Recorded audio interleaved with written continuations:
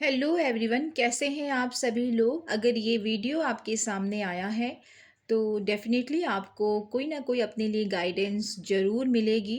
और ये एक यूनिवर्सल गाइडेंस है। हो सकता है कुछ बातें आपसे रेजोनेट करें, कुछ ना करें। तो जो सिचुएशन, जो गाइडेंस आपसे रेजोनेट करें आप उसी को लीजिएगा, बाकी गाइडेंस किसी और के लिए होगी।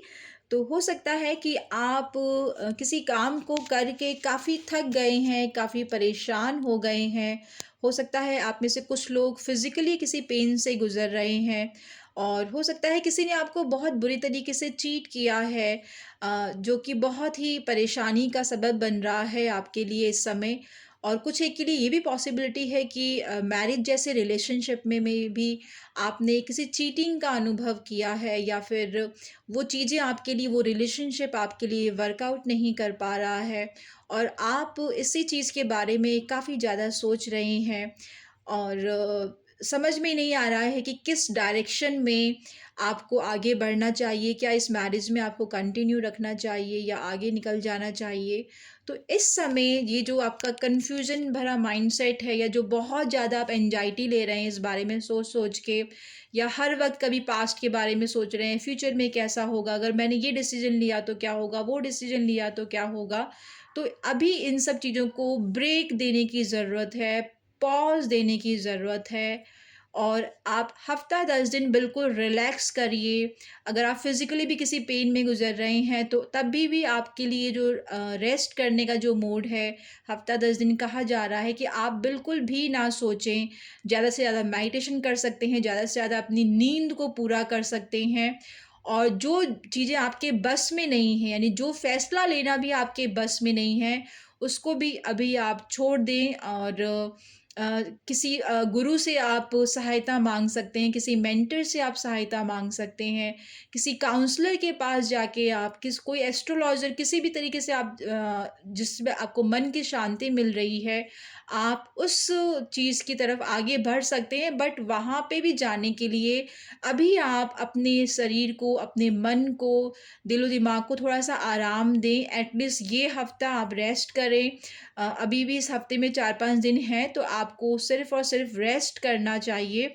और जैसे ही आप फिर उस रेस्ट के बाद आपका माइंड फ्रेश होगा तो डेफ़िनेटली आपको भी चीज़ें काफ़ी हद तक क्लियर होंगी। और जिससे भी आप सलाह माँगेंगे, एक क्लियर माइंड से जब आगे बढ़ेंगे तो आपको उसका सॉल्यूशन भी मिलता हुआ नज़र आ रहा है।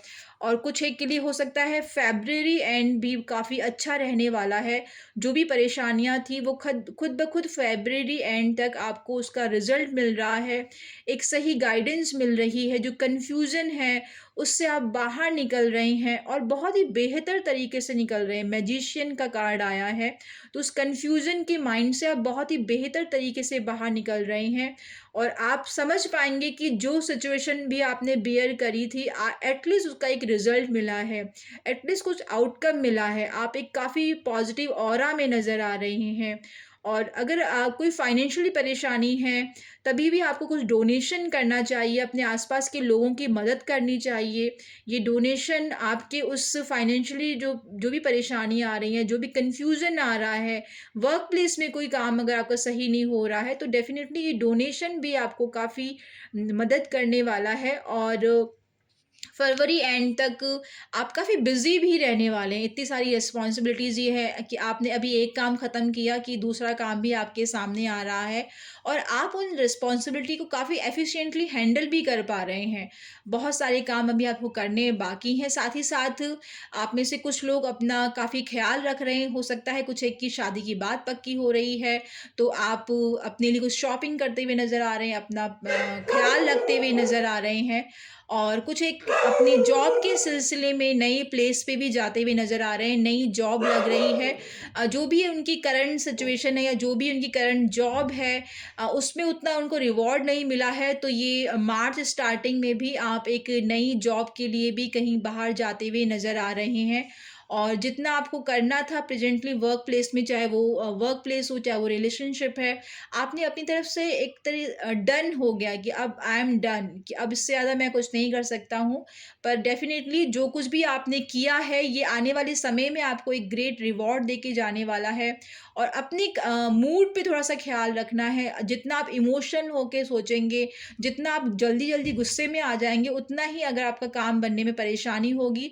कुछ एक को प्रमोशन मिल रहा है, आप अपनी जॉब में एक नई पोज़ीशन पे आते हुए नज़र आ रहे हैं, और अपने उन पास्ट के एक्सपीरियंस से आप इतने इतने ज़्यादा स्ट्रॉन्ग हो रहे हैं कि जो भी परेशानियाँ आ रही हैं, आप उसको बहुत ही काम और कूल तरीके से हैंडल कर पा रहे हैं।